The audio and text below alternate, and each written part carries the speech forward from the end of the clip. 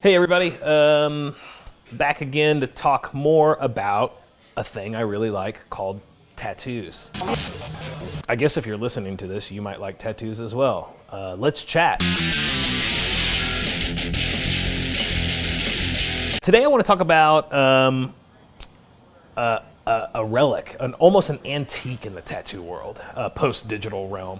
It's this thing called a portfolio. It's a book that has photos in it of the artist's completed and healed projects. Here's something that's funny from the tattooer side is a lot of people just don't even look at portfolios anymore because Instagram and things like this are so ubiquitous across the board that anyone can access most tattoo artists' work just at the touch of a button, and they don't have to go into a shop or this, that, and the other thing. Well, that's all good. I use Instagram. It's a great platform to, tattooers really love Instagram, and Instagram really loves tattooers, apparently. So, we make benefit from each other. So, but the problem is that especially when you're dealing with a tattooer who's starting to work with like larger scale work is, you're looking at a body of work, quite literally a body, someone's body full of work, a sleeve, a bodysuit, a back piece, or even the smaller ones, ultimately you're looking at these tattoos on a 3-inch screen, unless it's on an iPad, and it's a bigger screen, but I don't know if it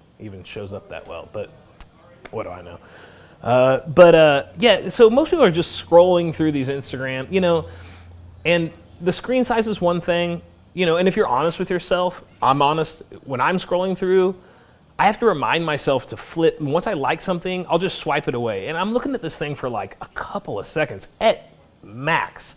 And as an artist, I spend more time, I think, than probably your average non-visually inclined person does looking at these things, just deciding, like it, don't like it, and just scrolling and scrolling. And even as an artist, I'll have to be like, wait, back up. Why did you like that? Zoom in and scrutinize this tattoo and like, what makes it cool? What don't you like about it? What works for it? And I think that most people probably aren't even going through that process because they're not obsessed with tattoos like I am. But if you really want to give someone, an artist that's in your area, proper credit, and proper due diligence on your end, is go to the shop and look at their portfolios. The cool thing about portfolios is they're printed out right in front of you, and I think most artists who really give a damn about the portfolios are going to print in a larger scale, even though it's really expensive. It's considerably more expensive than Instagram, for instance. But yeah, you can look at these larger scale pictures and look at the quality of work because you can get some bigger zoomed in detail and really look, and you're not looking at everything that's on the internet that's forced to fit a certain, I don't know, internet word, DPI or whatever it is. But so in person, you can really see these things come through. So portfolios are important in my opinion. But also another thing that artists kind of lament is when people come and look at portfolios and they just like flip through. And like most people are like, oh, that didn't have the butterfly in it that I was looking for. They toss it to the side and, especially at like a convention, they'll just walk on to the next booth until they find something vaguely like what they're looking for. So another thing I wanted to touch on in this video is how to look at portfolio, what you should be looking for as the layperson coming into it to get tattooed. I always reference, I think it was maybe the 90s. I had read comic books my whole life, but in the 90s, I believe it was, a book came out that was How to Read Comics. And I was like, man, I'd read them my entire life, but even that idea really enriched the process of looking at comics and learning more from them that way. So I kind of wanted to reach out with a video about that today too, which is what you should be looking for in the portfolio. So of course you want to establish the aesthetic, does this guy work in like dark macabre style, or does she do like traditional American, or does she do like Japanese stuff, or does he do, whatever you're into, you want to find that first. That should be fairly obvious, I guess. But when you're looking for the portfolio, through the portfolio, don't worry about what each individual image is. What you can scrutinize, that's cool too. You want to see the overall composition, but like, you don't want to look at it like, well, I don't like severed heads, so I'm not going to look at this. And don't look at the image in that way.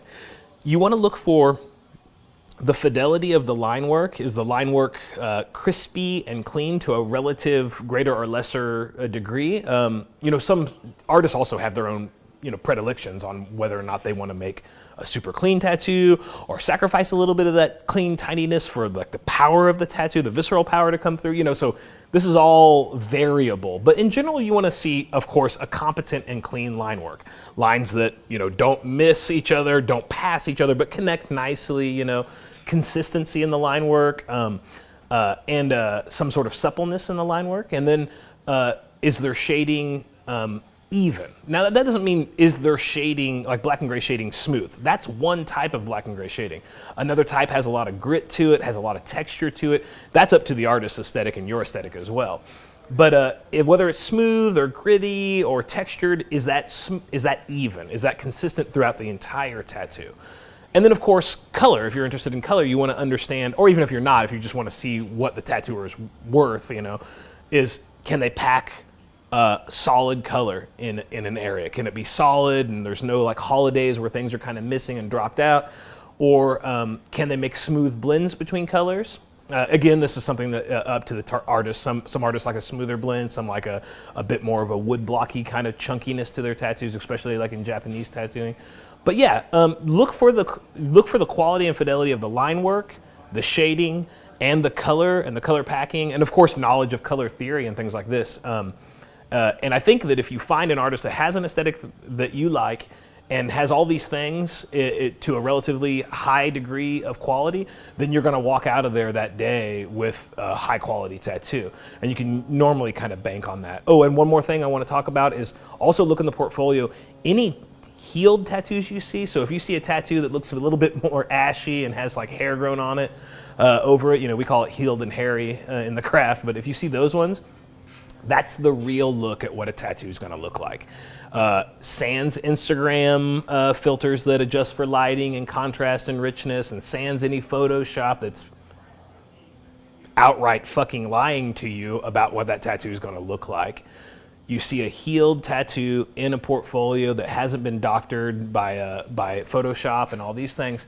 Then you're going to see what the healed tattoo is going to look like in your skin. I mean, don't get me wrong, I'm not anti-Photoshop. I'm not anti-Instagram filters. I think I'm a terrible photographer, so I adjust the lighting in almost all the tattoo photos I take because I'm a tattooer, not a photographer. But when you're like making white highlights glisten like it's a Crest commercial and you're watching some newscaster's sparkly white teeth, you have some eyebrows that can be raised, and with all good intentions, the artist is a normal artist is not going to do these things. So yeah, keep your eye out for Photoshop fakers, and you'll be on the right track. Thanks, guys.